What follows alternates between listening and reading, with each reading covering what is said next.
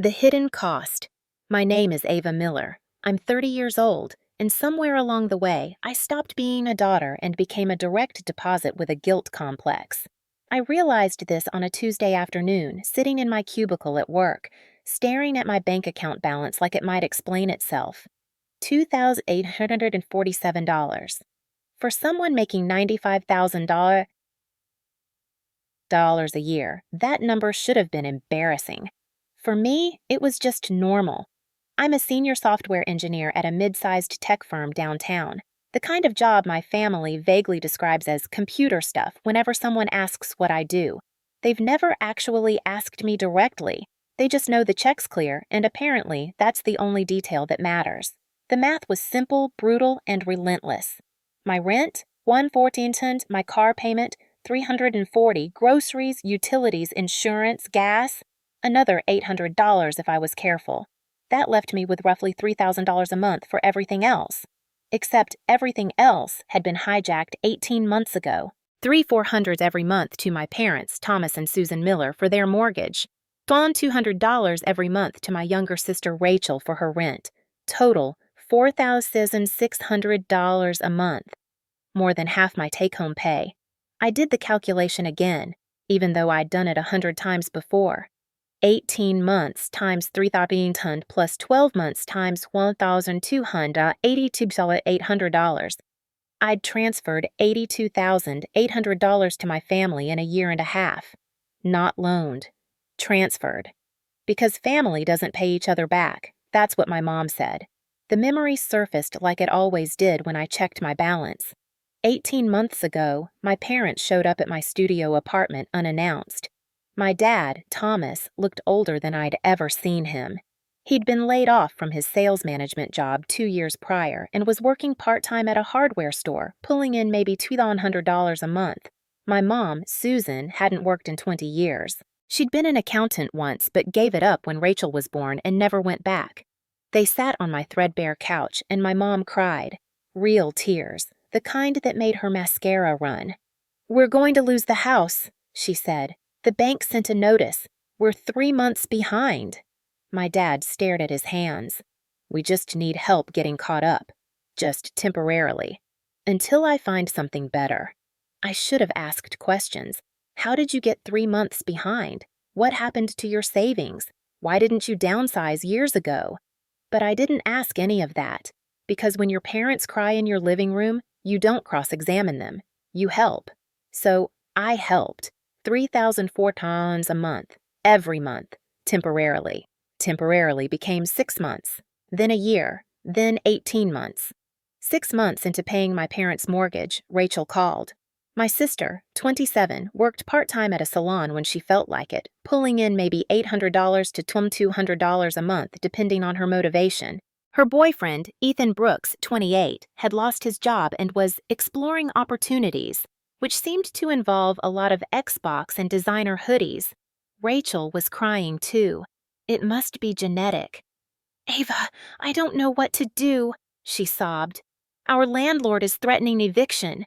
Ethan's been applying everywhere, but nothing's coming through. I can't afford this place alone." "How much do you need?" I asked, already knowing I'd lost before the conversation started. "Just, some $200. Just until Ethan finds something. Please, Ava. I can't move back in with Mom and Dad. I just can't." So I sent it. That month, and the next month, and the next.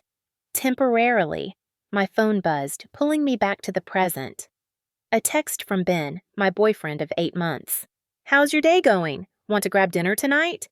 Ben was a high school teacher, 33, with a calm presence that always made me feel like maybe the world wasn't entirely chaotic. He knew about my family situation. He'd lived through something similar with his ex-girlfriend, Sophie, who'd drained his savings with emergencies that always seemed to require designer purses and spa weekends. "Dinner sounds perfect," I texted back. "I need to not think about my bank account for a few hours." "That bad?" "Let's just say I'm funding a lifestyle I don't get to live." 3 dots appeared, then disappeared. Then, "You know you can say no to them, right?" I stared at that message for a long time. Theoretically, yes. Practically, no. because every time I thought about cutting them off, I imagined my parents losing their house. I imagined Rachel homeless. I imagined being the villain in every family story for the rest of my life. So I kept sending money, and they kept needing it. What they didn't keep doing was saying thank you. My cousin Jeremy was the only person who seemed to understand. Jeremy Walsh, 32, worked in real estate and had a talent for seeing through bullshit. Over drinks one night, I'd broken down and told him everything. "Let me get this straight," he'd said, setting down his beer. "You've been paying their bills for over a year, and they still make jokes about you being single and working too much?" "Family dinners are fun," I said dryly. "Ava, that's not family.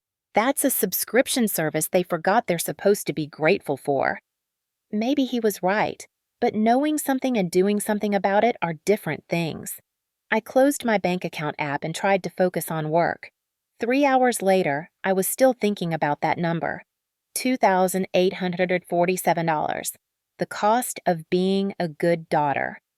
The picnic incident. The family picnic was my mom's idea, which should have been my first warning. Susan Miller didn't organize social events out of warmth. She organized them to remind everyone of the family hierarchy. And lately, that hierarchy had me somewhere between dependable workhorse and punchline. It was Saturday noon at Riverside Park, the kind of sunny afternoon that made everything look deceptively pleasant. I pulled into the parking lot in my 8-year-old Honda Civic, already regretting this decision. Rachel's boyfriend Ethan's car was there, a newer model SUV, which was funny considering I was paying their rent.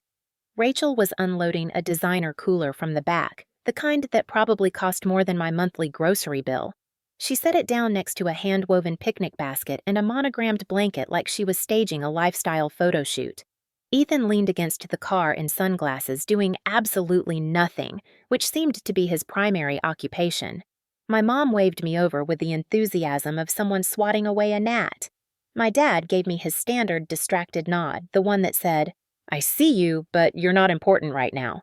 I walked up carrying a plastic grocery bag from the discount store, off-brand chips and 2 cans of soda. I hadn't even bothered putting them in a bowl.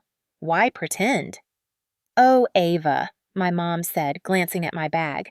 "You didn't have to bring anything." The tone made it clear she meant, "You shouldn't have brought that." Already there were my Aunt Joanne and her daughter Rebecca. Joanne Parker, my mom's older sister, had married well and never let anyone forget it. Rebecca, 25, was an aspiring influencer, which meant she took a lot of photos and had no actual job. We settled onto blankets and camp chairs. The food came out: my mom's homemade quiche, Rachel's artisanal cheese board, fancy crackers, wine in actual glasses, and my chips, sitting in their crinkled plastic bag like a kid who showed up to a black tie event in sweatpants. The jabs started almost immediately. "So, Ava," Aunt Joanne began, smiling sweetly, "still married to your work?" "Someone has to be," I said. My dad chuckled. "That's our Ava, always grinding away at that computer." "Do you even have time to date?" Rebecca asked, scrolling through her phone. "I feel like every time I see you, you look exhausted." "I'm dating someone," I said. "Oh?" My mom perked up. "Anyone serious?" "We've been together 8 months." 8 months and we're just hearing about it? Susan's voice carried that wounded tone she'd perfected. "I guess some things aren't important enough to share with family." I bit back my response. This was the game. They poke, I deflect, the world keeps turning. Lunch dragged on, 2 hours of passive-aggressive observations disguised as concern. I checked my phone under the table. A text from Ben. "How's it going? Do I need to fake an emergency call?" I smiled despite myself. "Don't tempt me. They've upgraded from regular guilt to premium today." He sent a laughing emoji, then another message. "Remember Sophie? This is how it started with her, too. Death by 1,000 cuts. Don't let them make you the punchline and the paycheck." I slipped my phone back into my pocket and tried to breathe through the rest of the afternoon. Then, Rachel decided she needed a spotlight. My sister loved making toasts at family gatherings like we were at a wedding and she was the maid of honor. She clinked her wine glass, actual wine glass because of course, with a manicured nail and called out, "Everyone, can I have your attention?" The chatter died. My mom turned toward Rachel with proud, shining eyes. My dad straightened in his camp chair. Rebecca leaned in, already smiling like she knew something good was coming. Rachel lifted her glass, looked straight at me, and said with mock sympathy dripping from every word, "Here's to the one who always shows up, broke, discouraged, and still trying so hard to be important." Laughter, real laughter. My mom giggled behind her hand. My dad chuckled and shook his head like I was a sitcom character. Aunt Joanne smirked. Rebecca actually clapped. The world blurred at the edges. My ears burned. Every cell in my body wanted to sink into the ground. But something else happened instead. Clarity. I thought about the $600 I'd Venmo'd Rachel 6 months ago so her lights wouldn't get shut off. The $314 I'd sent my parents just 5 days ago for their mortgage. The countless emergencies labeled rent help and just so you're not stressed. Broke, discouraged, still trying to be important. I didn't laugh. Instead, I picked up my plastic cup of flat soda, stood up, and lifted it exactly the way Rachel had lifted hers. My voice came out calm, steady, clear. To the desperate woman who just closed the account she was paying your rent from. Silence. Complete, suffocating silence. You could hear a kid crying somewhere else in the park. A bird took off from a nearby tree. Ice shifted in someone's cup with a tiny clink. Rachel's smile fell like a dropped plate. My mom's eyes darted to my dad. My dad stared at his drink like maybe he could disappear into it. No one laughed. I didn't explain, didn't flinch. I tipped the cup back, finished my drink, wiped my hands on a napkin, and stood. "I'll be heading out," I said. No one stopped me. No one asked where I was going. No one asked if I was okay. That was the magic of my family. I could flip their entire world on its axis and they'd still pretend nothing was happening. I walked back to my car with my plastic grocery bag swinging by my side, my heart hammering, and my mind strangely, perfectly clear. By the time I pulled out of the parking lot, my phone buzzed. Ben, what did they do now? I stared at the screen for a long second, then typed, "I finally did something back. I think I just quit being their bank." The silence before the storm. 8 days went by. 8 days of nothing.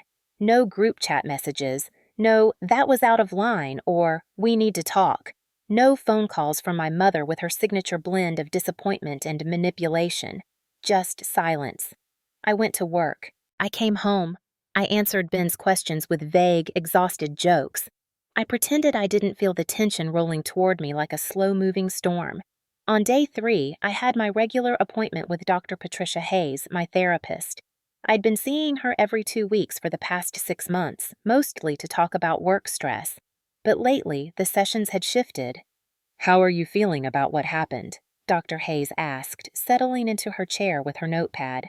"Terrified," I admitted. "And relieved, which makes me feel guilty about feeling relieved." "Why guilty?" "Because they're my family. I'm supposed to help them." Helping and enabling are different things, Ava. Helping is temporary support that builds toward independence. What you've been doing is funding a lifestyle they can't afford while they mock me for working too hard. I finished her sentence. She smiled gently. "You said it, not me." "They're going to come back at me," I said. "I know they will. They're just waiting for me to crack first." "And are you going to?" I thought about that, really thought about it. "No," I said finally. "I don't think I am."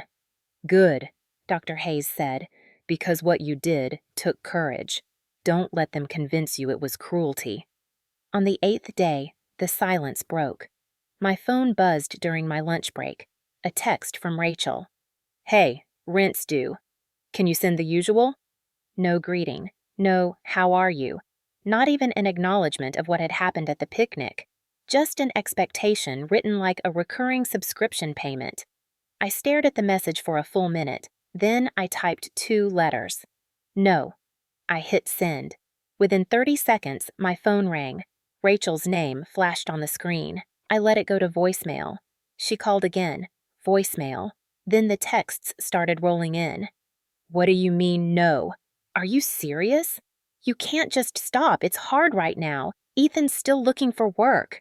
I'm already behind. The landlord is threatening eviction. Ava, answer your phone. I put my phone face down on my desk and went for a walk. Bought myself lunch from the good sandwich place instead of the cheap one. Sat in the park with a book. Took my time. Hours later, when I finally picked up my phone, there were 7 missed calls and 14 texts. I scrolled through them, watching the progression from confusion to anger to desperation. The last one said, "Fine, be that way, but don't come crying to me when you need family and no one's there for you." I leaned back in my chair and typed carefully. "Move in with Mom and Dad. They have space. You can regroup there." Her reply was instant. "That's ridiculous. I can't just move back home. You're being vindictive." "No," I wrote. "I'm being realistic. It's time for you and Ethan to live within your means." She didn't respond to that, but I knew what she'd do next. She'd call our parents. Sure enough, the next day I got a voicemail from my mom. She tried to sound calm, but I could hear the fury underneath every word. "Ava, honey, we're family.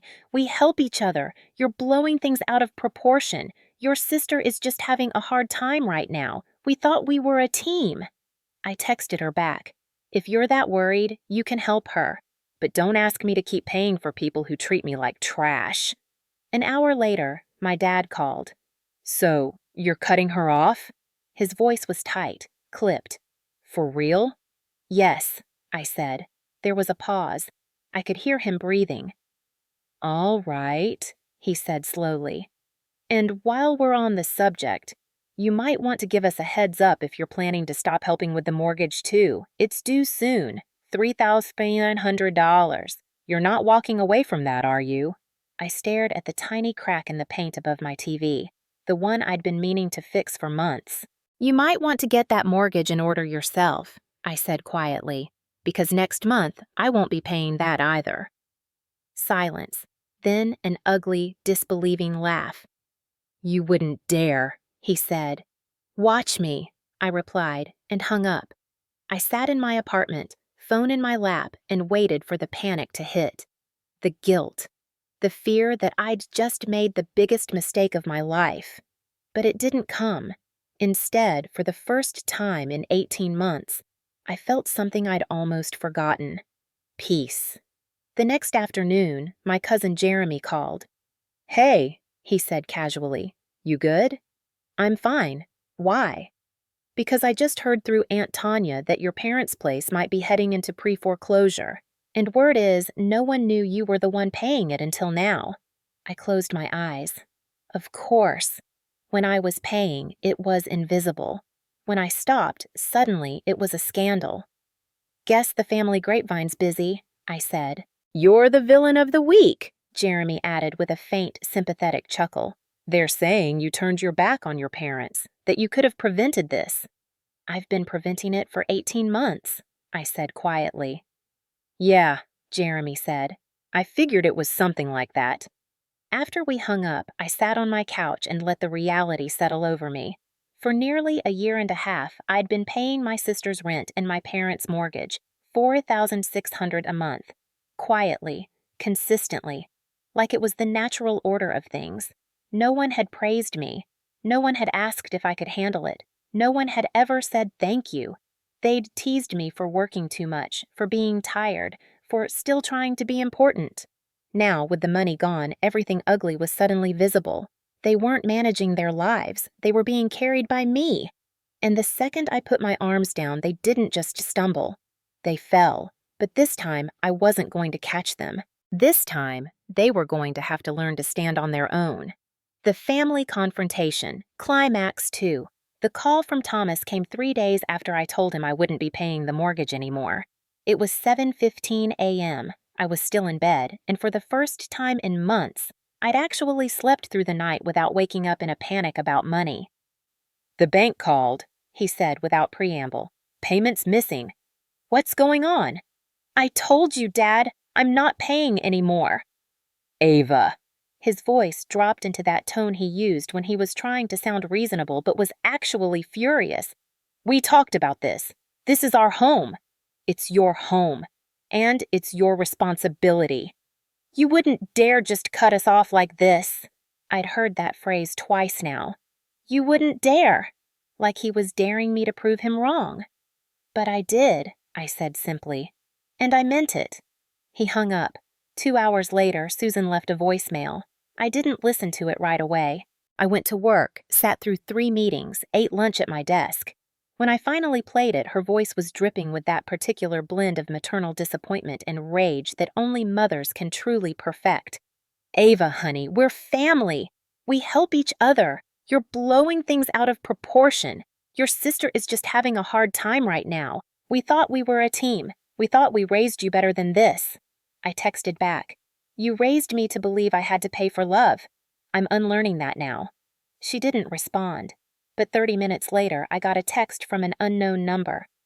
Family meeting, tonight, 7 p.m., our house. Be there. It wasn't signed, but I knew it was from my dad. I almost didn't go. Ben offered to come with me for moral support, but I told him no. This was something I needed to face alone. I pulled up to my parents' house at 7:03 p.m., the house I'd been paying for. The house I'd saved from foreclosure month after month while they redecorated the kitchen and bought new furniture. Rachel's car was there. So was a BMW I didn't recognize. I walked in without knocking. The house smelled the way it always did, vanilla candles and my mother's perfume. But something felt different, heavier. They were all in the living room, Thomas in his usual recliner, Susan on the couch, Rachel perched on the arm of the sofa, looking like she wanted to be anywhere else. And sitting in the wing-back chair, perfectly composed with her designer handbag in her lap, was Aunt Joanne. Ava, Joanne said warmly, like this was a pleasant social call. Thank you for coming. I looked at my parents. You called in reinforcements? We thought a neutral party might help, Susan said tightly. Joanne isn't neutral, she's family. Exactly, Joanne said, which is why I'm here, to remind you what family means. I should have left right then, but something in me, maybe stubbornness, maybe curiosity, made me sit down in the empty chair near the door, close enough to participate, close enough to escape. Let's all take a breath, Joanne began in that condescending tone people use when they're about to lecture you. I know there's been some tension. Tension? I interrupted. Is that what we're calling it? Ava, Thomas said sharply. Let her speak.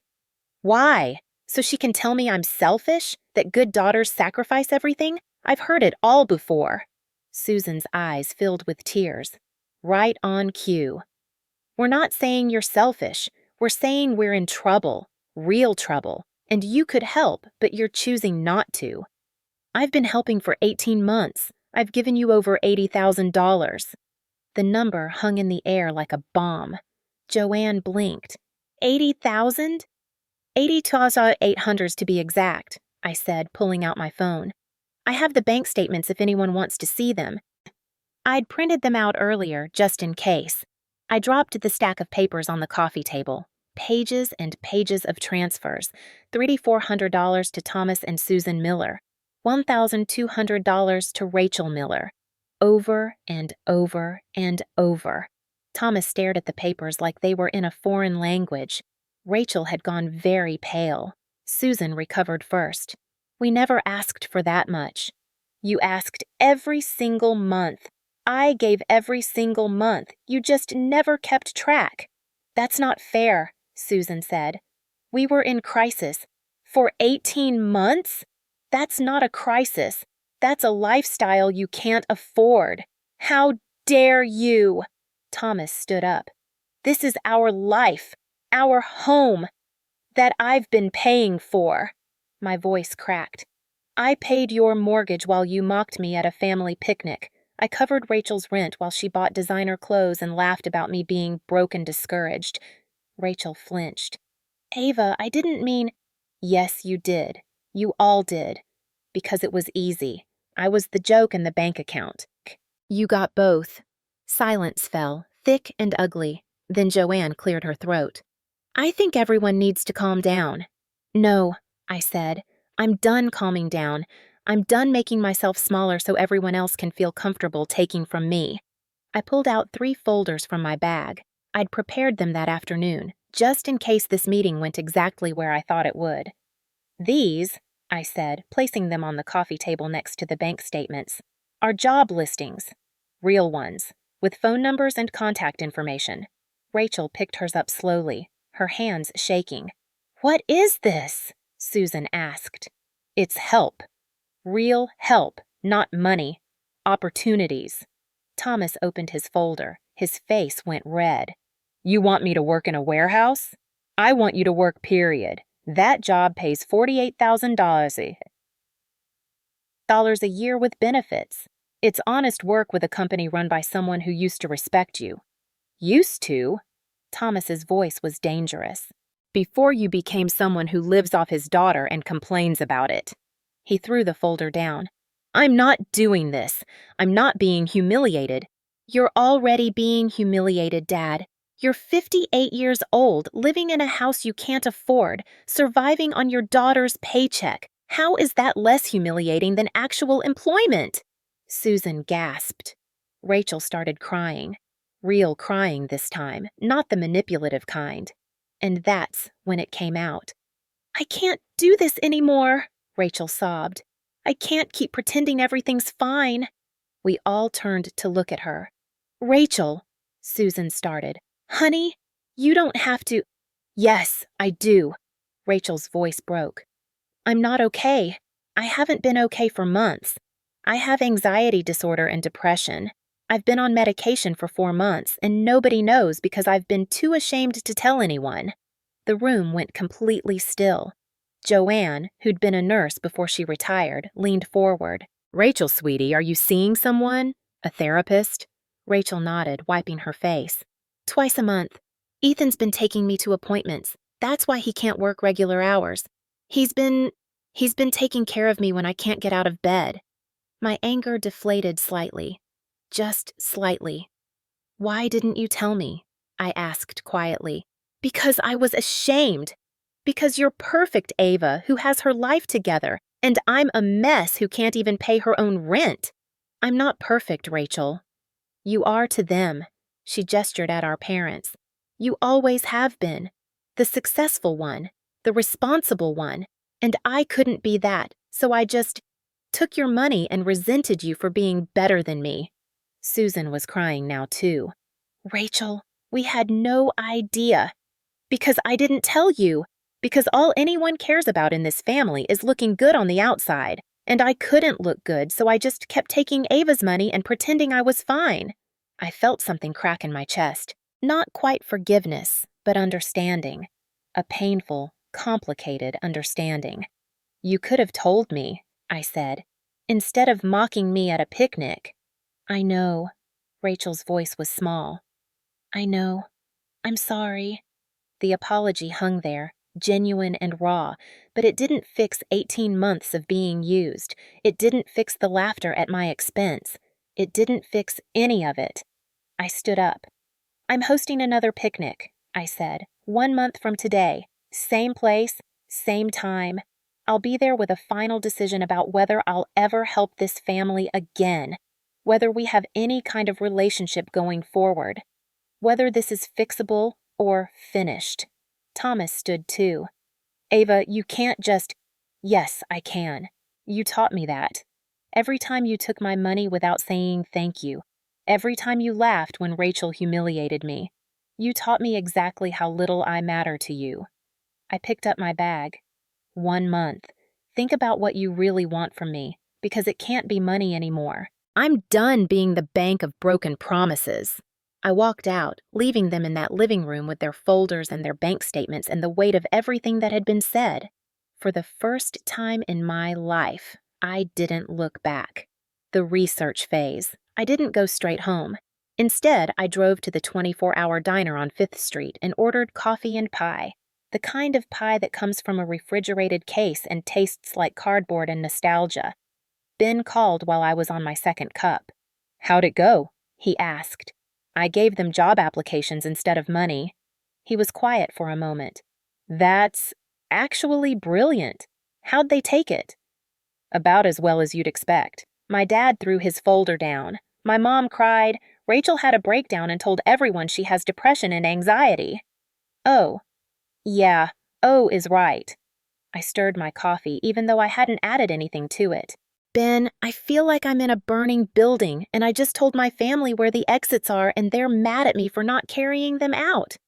Because carrying them is what you've always done. I can't do it anymore. I know, baby, and that's okay. That's healthy. I blinked back tears. Then why does it feel so terrible? Because you're grieving. You're grieving the family you thought you had, the one where people care about you as much as you care about them. He was right. Dr. Hayes had said something similar in our last session. Grief doesn't just come from death. It comes from realizing the living aren't who you thought they were. I have to see Dr. Hayes tomorrow, I said. Emergency session. Good. You need it. And Ava? I'm proud of you. Those words nearly broke me. When was the last time someone said they were proud of me?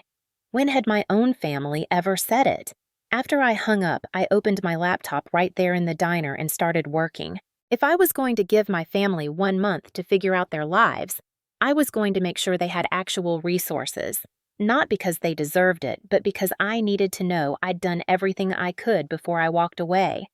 First, I looked up Derek Stone. He'd been Rachel's manager at the salon 2 years ago before Rachel ghosted 3 shifts in a row and never came back. I found his number through the salon's website and called. Derek Stone speaking. Hi, my name is Ava Miller. You used to manage my sister, Rachel Miller. There was a pause.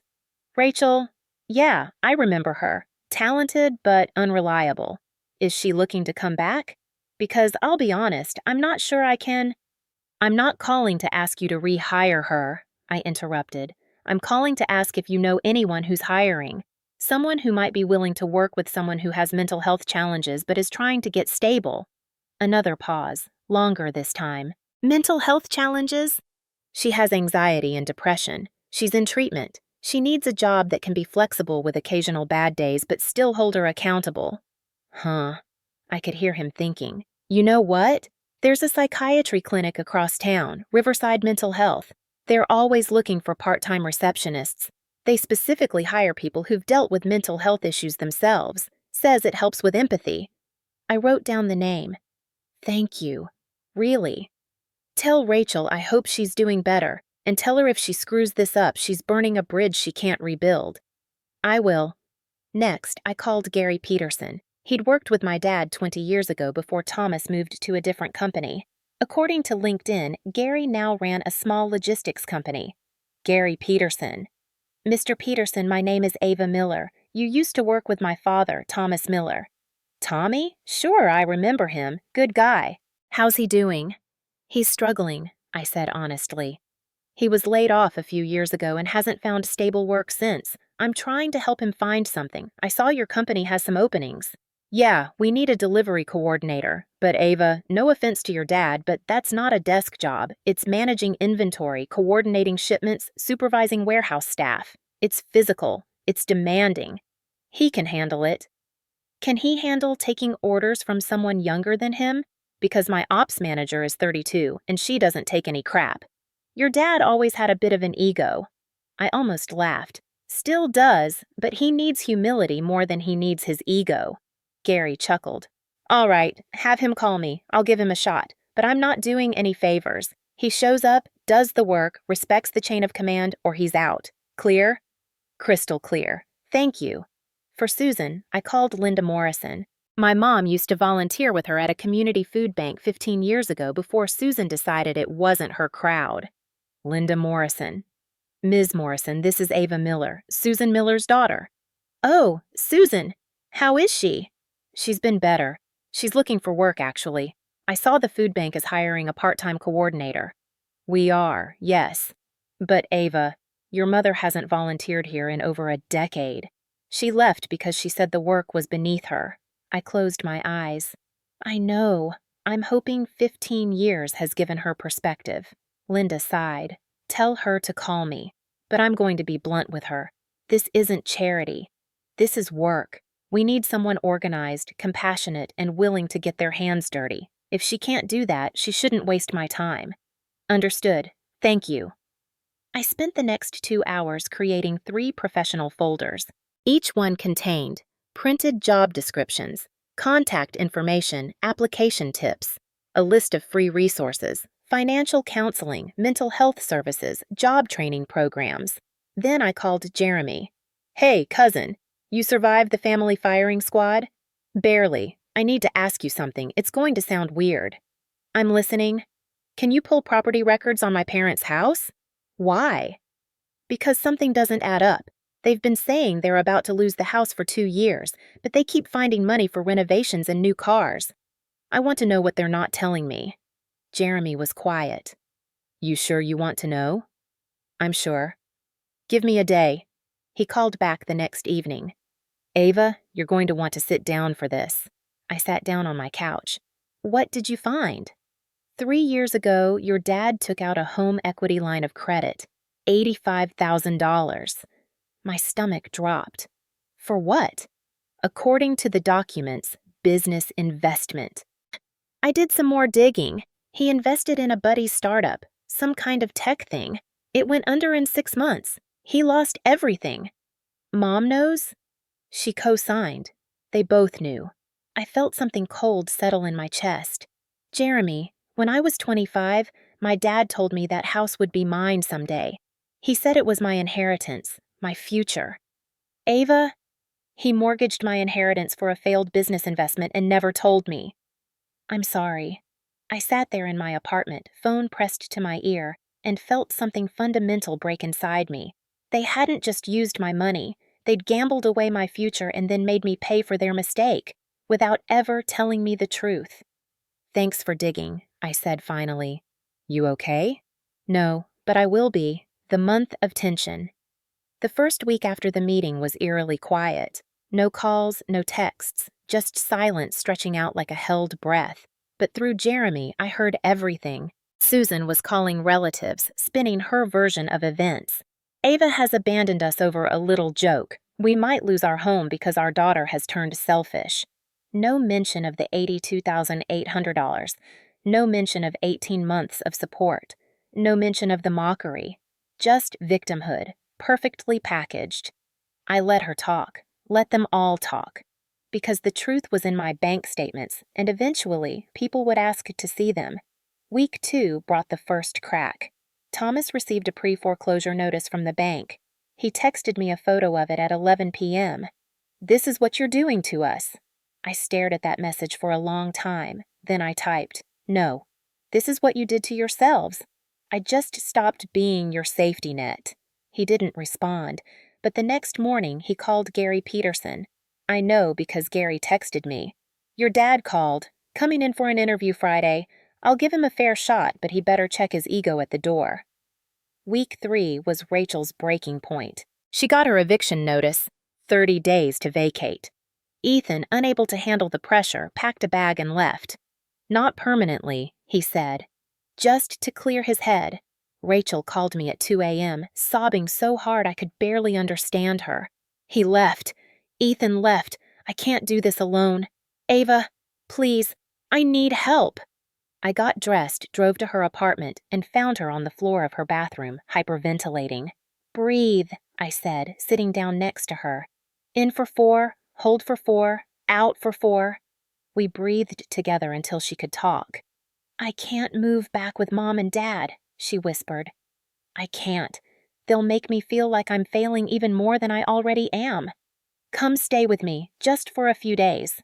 "Really?" "Really. But Rachel, I'm not giving you money. I'm giving you a couch and space to figure out your next step." She nodded, tears streaming down her face. "Thank you." For 3 days, Rachel stayed on my couch. We didn't talk much about the family. Instead, I asked about her therapy, her medication, her plans. On the 3rd day, I drove her to meet Derek Stone. He looked at her seriously. "Rachel, I'm going to be straight with you. I gave you a chance 2 years ago and you blew it. But Ava says you're trying to get healthy. The clinic I told her about needs someone who understands what patients are going through. You'd be perfect for that. But you have to show up, even on bad days, especially on bad days." "I will," Rachel said. "I promise." "Don't promise me. Promise yourself." She interviewed that afternoon. got the job, started the following Monday. I didn't tell my parents. This wasn't about them. This was about Rachel learning to stand on her own. Week 4 arrived like a countdown timer. 3 days before the picnic, Susan called. Not texted. Called. Ava! Mom, we're in a tough spot right now. Her voice was shaking, but I couldn't tell if it was fear or rage. I know. Just for a little while. If you could help again. I'm not sending money, but I'll come to the picnic. We'll talk then. Ava, please. Mom, I've given you everything. My money, my time, my dignity. I'm not negotiating anymore. You want a relationship with me? Then you need to see me as a person, not a bank account. Silence. I'll see you Saturday, I said, and hung up. That night, I laid out the 3 folders on my coffee table. Each one represented a path forward. A real one, not built on my financial foundation. Tomorrow, I'd give my family their final chance. Not to take from me, but to build something themselves. And I would finally know if they loved me enough to try, or if 18 months had taught them nothing at all. The second picnic. Climax. I arrived at Riverside Park an hour early, the same spot where Rachel had humiliated me exactly 1 month ago.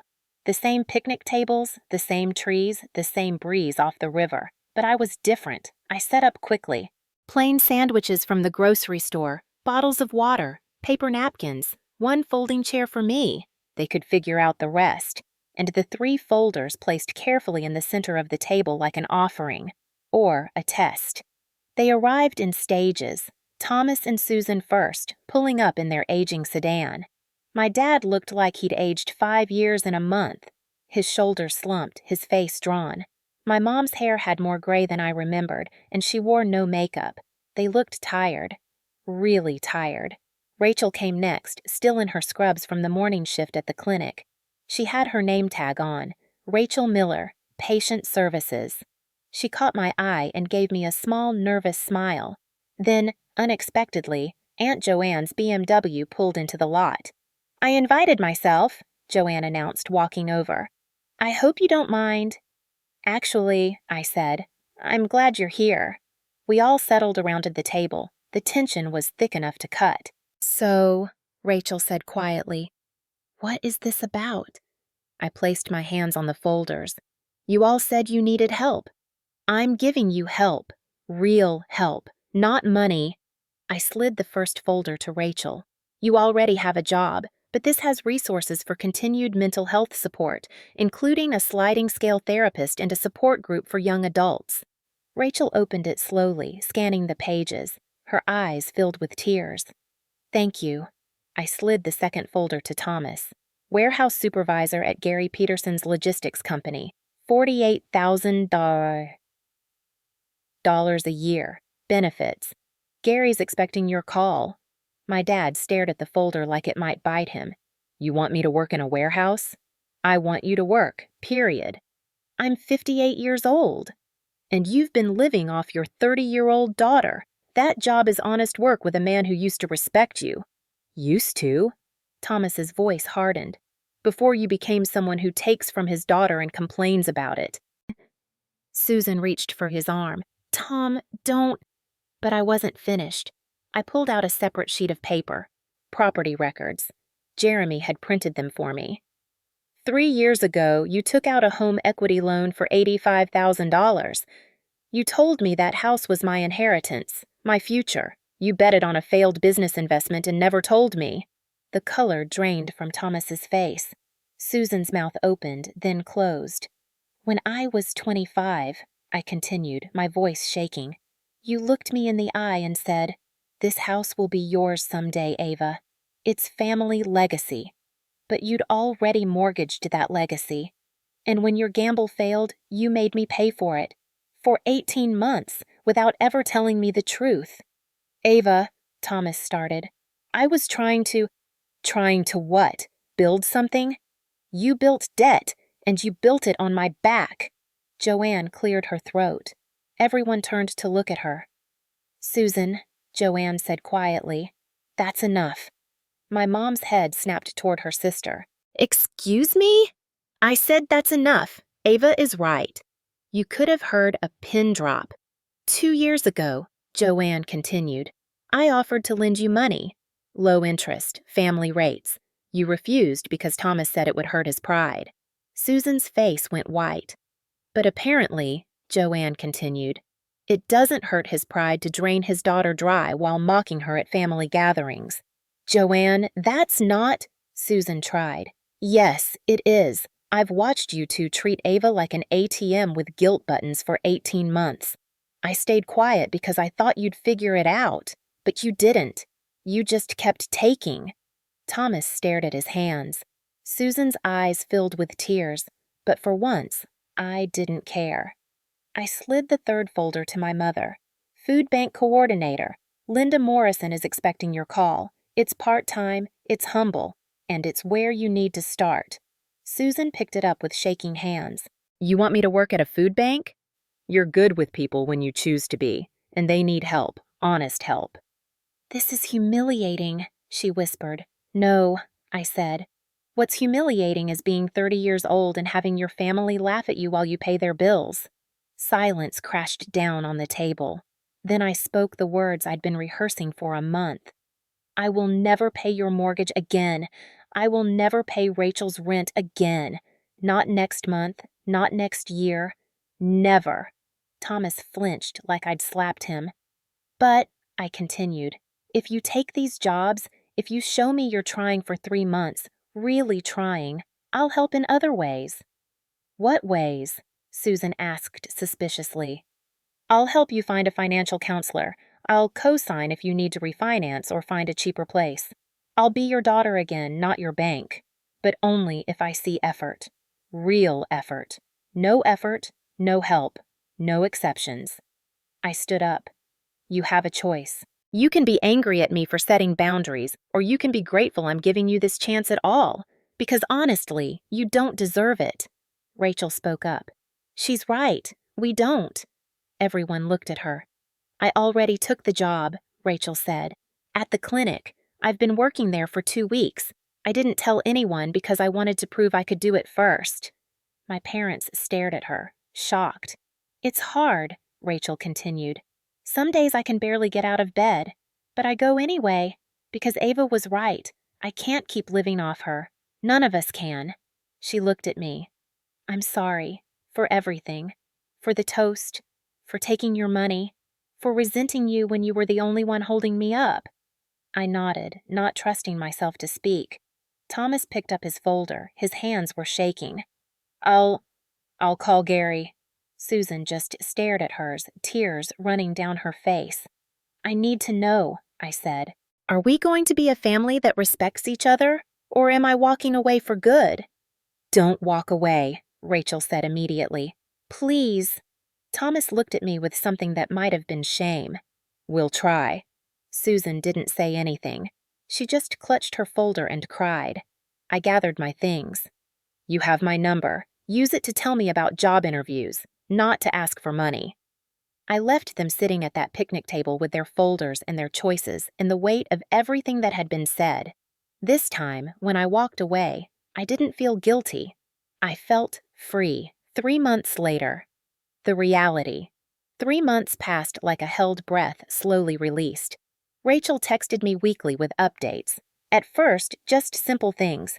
Made it through the whole week. Then, helped a patient have a panic attack. I knew what to do because I've been there. She found a studio apartment for $750 a month. Small, but hers. Paid for with her own paychecks. It's not much, she texted with a photo. But it's mine. I'm proud of you, I wrote back. Thomas called Gary Peterson. Got an interview. Didn't get the warehouse supervisor position. His resume gap was too long and his ego showed through. But Gary called him back a week later with a different offer. Delivery coordinator. $38,000 a year. Thomas took it. 2 months in, he texted me a photo of his first paycheck. No caption, just the image. I called him. Dad? I earned this, he said, his voice thick. It's mine. I know. I'm proud of you. He was quiet for a long moment. I should have done this 2 years ago. Yeah, you should have. I'm sorry, Ava. It wasn't enough. It didn't erase 18 months of being used, but it was something. I know, I said. Keep showing up, Dad. Susan didn't take the job at the food bank. She didn't call Linda Morrison. She didn't apply anywhere. She stayed home, convinced that something would work out. That Thomas's salary would be enough, that I would eventually come back. It wasn't enough. Thomas made $38,000 a year. The mortgage was $3,400 a month, over $40,000 annually. Even with his salary, they couldn't afford it. The foreclosure notice became final. Thomas called me, not to ask for money, just to ask, "Do you know any affordable apartments?" I helped him look, found a one-bedroom in a decent neighborhood for $12,200 a month. Not glamorous, but manageable on his salary. "Your mother isn't happy," he said. "Is she working yet?" "No." "Then she doesn't get to be unhappy. She gets to be realistic." They moved out of the house 2 weeks later, the house I'd paid for, the house that was supposed to be my inheritance. I didn't go to help them pack. That would have been too much. But Thomas texted me when they were settled. "We're in. It's small, but it's ours to manage. Thank you for not saying I told you so." "You're welcome." A week after they moved, Thomas asked to meet for coffee. He looked different, thinner, older, but somehow more solid, like he'd found his footing after years of stumbling. "I need to say something," he said, "and I need you to let me finish." I nodded. "I'm sorry." His voice cracked. "I'm sorry for taking your money like it was mine, for letting your mother say terrible things to you, for laughing when Rachel humiliated you, for gambling away your inheritance and then making you pay for my mistake." Tears ran down his face. "I don't expect you to forgive me. I don't even expect you to want a relationship with me. I just need you to know. I see what I did. I see who you are. Not a bank account, but a person. My daughter. And I'm ashamed of how long it took me to see that." I sat across from him, this man who'd raised me and used me and was now trying, finally, to be honest. "Thank you," I said quietly, "for saying that." "Do you forgive me?" I thought about that. Really thought. "I don't know yet," I said, "but I'm willing to try. If you keep showing up, keep working, keep being honest." He nodded. "I will." Susan never apologized. She stopped speaking to me entirely. When Thomas had lunch with me once a month, she stayed home. Some people never change. Some people would rather be right than be connected. I made peace with that. The new normal. 6 months after the second picnic, I got promoted to senior lead engineer. Salary, $115,000. My bank account had $30,245 in it, my first real emergency fund. Rachel and I had coffee every Sunday. We talked about work, about therapy, about life. Sometimes we talked about the family. Sometimes we didn't. She was dating someone new, someone kind who understood her struggles. "He knows I'm not perfect," she said. "And he stays anyway." "That's what love should be," I told her. Thomas and I had lunch once a month, careful conversations, honest ones. He told me about work, about the apartment, about learning to live within his means. "Your mother's struggling," he said one day. "Is she working yet?" "No." I didn't say anything. There was nothing left to say. Susan and I didn't speak. Maybe someday we would. Maybe we wouldn't. I'd learned that not all relationships can be saved, and that was okay. One evening, I sat in my new apartment. I'd upgraded to a one-bedroom and checked my bank balance. $31,240. My phone buzzed. "Thomas. Are you free next week? I'd like to take you to dinner. My treat." I smiled and typed, "I'd like that." Not everything was fixed. Rachel still had hard days.